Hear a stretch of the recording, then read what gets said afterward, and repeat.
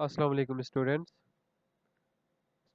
आज का हमारा लेक्चर है इंग्लिश 101 का लेक्चर नंबर 9। प्रीवियस लेक्चर में लेक्चर 8 में हमने कुछ चीज़ें डिस्कस की थी।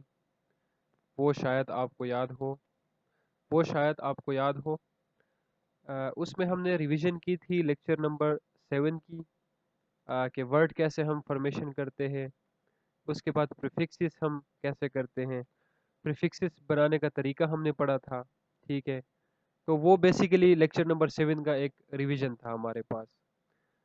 तो आज लेक्चर 9 में हम पढ़ेंगे लोकेटिंग इन्फॉर्मेशन, कि हमारे पास एक इन्फॉर्मेशन दी हुई है, तो उस इन्फॉर्मेशन में कोई अगर हमारे पास स्टेटमेंट है, उस स्टेटमेंट को हम कैसे लोकेट कर सकते हैं।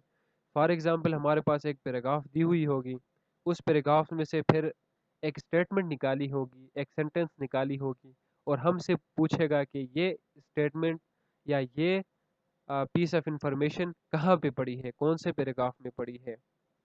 तो हमने उस पैराग्राफ को ढूंढ के उसमें लिखना पड़ेगा। तो ये हो गया हमारा लोकेटिंग इन्फॉर्मेशन।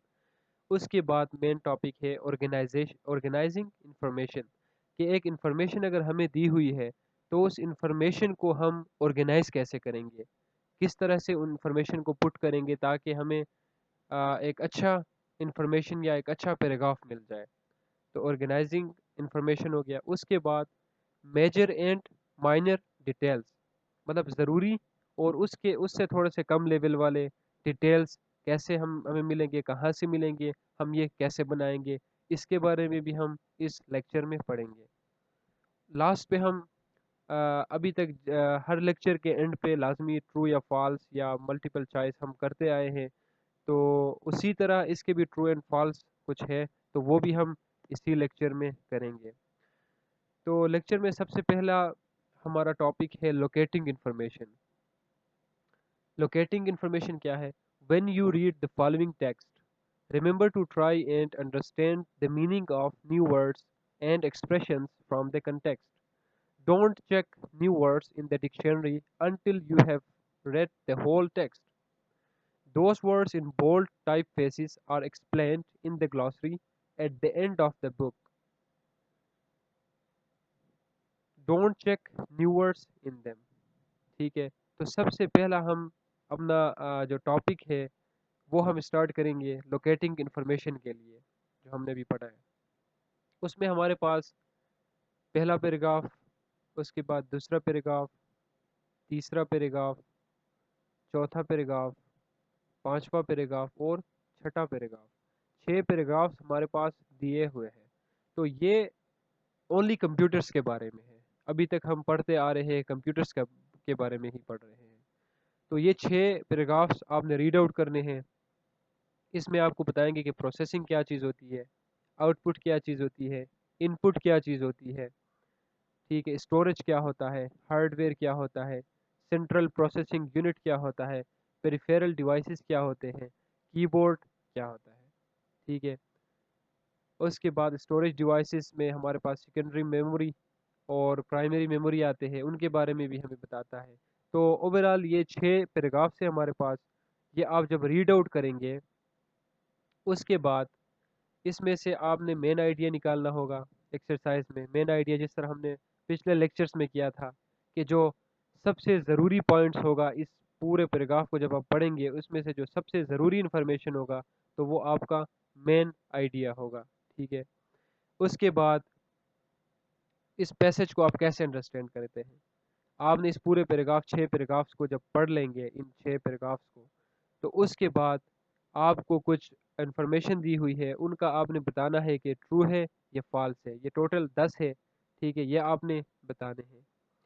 उसके बाद लोकेटिंग इन्फॉर्मेशन, मैंने आपको जो स्टार्ट में बता दिया था कि हमारे पास कुछ स्टेटमेंट्स दिए होंगे, कुछ इन्फॉर्मेशन दी हुई होगी, और हमसे पूछेगा कि ये कौन से पैराग्राफ में है। अभी जिस तरह ये है, all computers are basically the same, ये कौन से पैराग्राफ में है? ये आई थिंक फर्स्ट पैराग्राफ में है। तो यहाँ पे आप क्या लिखेंगे? 1। इसी तरह ये सिंपल है। लोकेटिंग इन्फॉर्मेशन क्या है? सिंपल है, आपको एक स्टेटमेंट दी हुई होगी, आपने ये स्टेटमेंट ऊपर जाके इन पैराग्राफ्स में ढूंढनी है। जिस भी पैराग्राफ में होगा उस पैराग्राफ का आपने नंबर देखना है। अगर इसमें पड़ा हुआ है, इस प्रोसेसिंग के साथ अगर लिखा हुआ है तो ये 2 पैराग्राफ में पड़ा हुआ है। अगर इसमें कहीं नज़र आपको आया तो पैराग्राफ 1 में पड़ा हुआ है। तो ये बेसिकली इसका मेन कंसेप्ट ये है लोकेटिंग इंफॉर्मेशन का। ठीक है। और उसके बाद इसमें कोई इतनी ख़ास चीज़ नहीं है आपकी। ठीक है। ट्रू एंड फॉल्स भी हमारा हो गया। ऑर्गेनाइजिंग इन्फॉर्मेशन का मैंने आपको बता दिया था कि क्या होता है कि हम इन्फॉर्मेशन को एक सीक्वेंस में पुट करते हैं ताकि उसका कोई मतलब वाज़ेह हो जाए।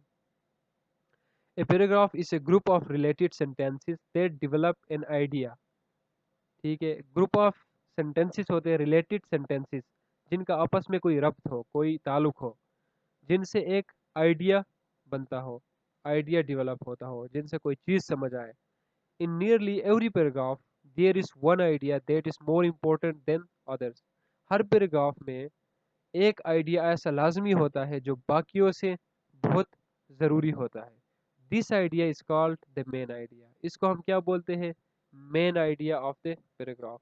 And is usually found at the beginning of the paragraph. और ये उमूमन क्या होता है? एक पैराग्राफ के स्टार्ट पे होता है। हम जब एक पैराग्राफ को रीड आउट करते हैं, ठीक है, जिस तरह हमारे पास एक पैराग्राफ ये दिया हुआ है। It is the incredible speed of computers along with their memory capacity that make them so useful and valuable. Computers can solve problems in a fraction of time. For this reason, they are used in business to keep the record of accounts and airlines. Train lines and bus lines use them to keep track of ticket sales. As for memory, modern computers can store information with high accuracy and reliability.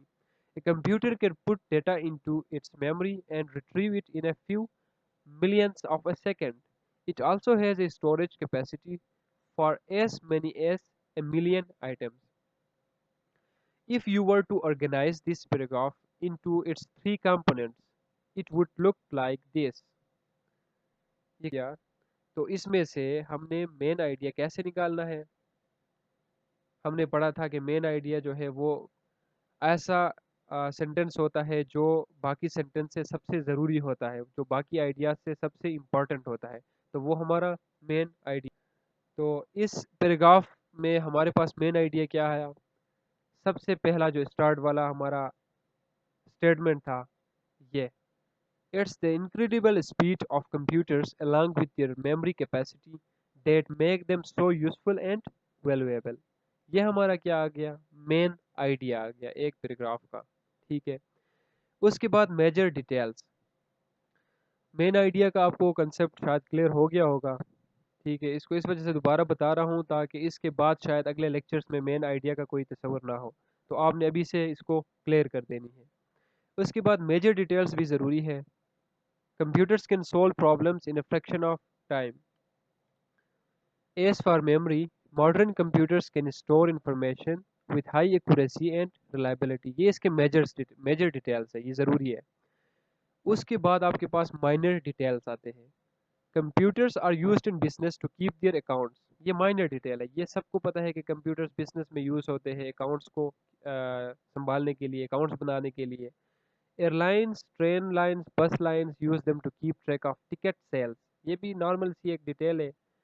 A computer can put data into its memory and can retrieve it in a few millions of seconds। मतलब second के भी कुछ टुकड़े अगर कर देंगे तो वो मिलियंस ऑफ सेकंड बनेंगे। इतनी जल्दी वो डेटा को प्रोसेस करता है। It also has a storage capacity for as many as a million items. Million items भी हम उसमें स्टोर कर सकते हैं, इतनी उसकी डिटेल हमारे पास होती है। तो हमने आज का लेक्चर देखा। इसमें मैंने आपको समझाने की कोशिश की कि इन्फॉर्मेशन को लोकेट कैसे करते हैं, इन्फॉर्मेशन को ऑर्गेनाइज कैसे करते हैं, मेजर और माइनर डिटेल्स क्या होते हैं, और ट्रू एंड फॉल्स इसमें आपने खुद ही करने हैं, ये आपका होमवर्क है। इन्फॉर्मेशन लोकेटिंग मतलब कि इन्फॉर्मेशन कहाँ कहाँ पड़ी हुई है उसको लोकेट करना। ऑर्गेनाइजिंग इन्फॉर्मेशन, इन्फॉर्मेशन को कैसे किस जगह रखना है कि इसका आइडिया क्लियर हो जाए। मेजर ज़रूरी डिटेल्स और माइनर उससे कम दर्जे के ज़रूरी डिटेल्स। तो आई होप कि आज का लेक्चर आपको समझ आ गया होगा।